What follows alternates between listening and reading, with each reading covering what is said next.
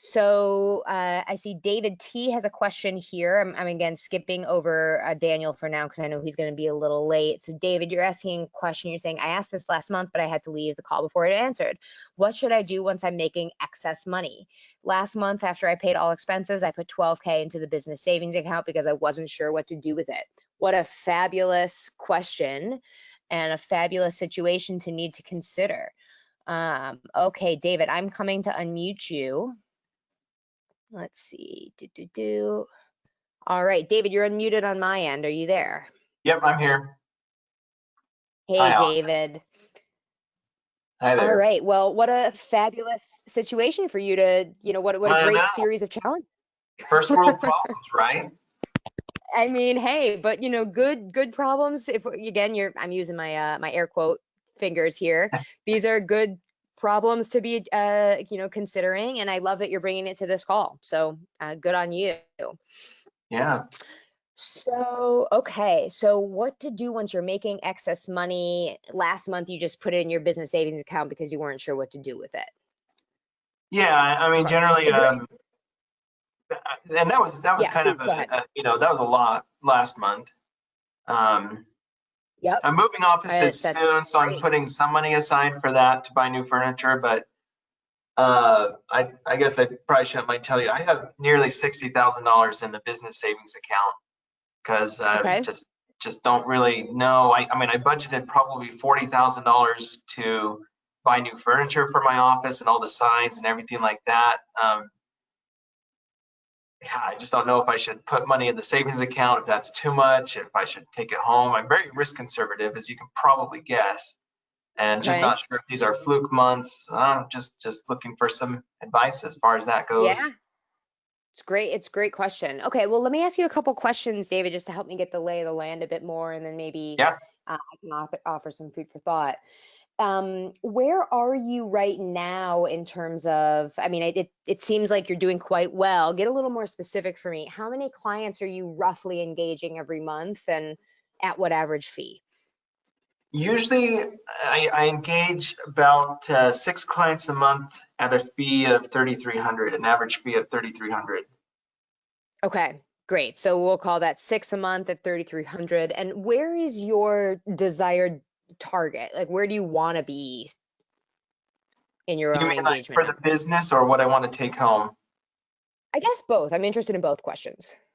So the business right now, I want to take home 17,000. That covers my expenses and pays what I want to be paid. Soon that's going to increase to 20,000 when I move to the new office because it's $2,000 more per month. And I want to Okay. pay myself $7,000 a month. So I have about $10,000 in expenses every month, soon to be 12,000. Okay. And last month, for Okay. example, in August, I made darn near $28,000. Fabulous. That's excellent. So your target goal is to gross about 20,000 a month? Yeah, let's go with that. Okay. And you last month exceeded that and you grossed 28?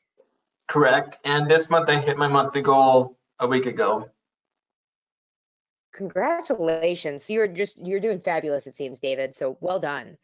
Thank you. Um, so I guess, the first place I get curious is, are you happy staying where you are, or do you want to be continuing to grow? Right now I'm happy where I'm at. I'm still a young attorney. This is only my 16th month in business, and I took the bar just over 2 years ago. Okay. Um, and I'm making some considerations of whether I need to hire staff or not. But Yeah. generally, I'm working, 40 hours a week. I have a client services director. I'm slowly implementing some processes. I'm working with Lainey to get back office drafting.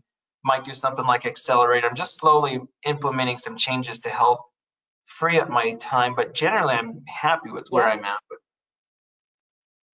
Okay. Well, you're speaking to exactly where I go first in my mind around this, which is the places that you can buy back time.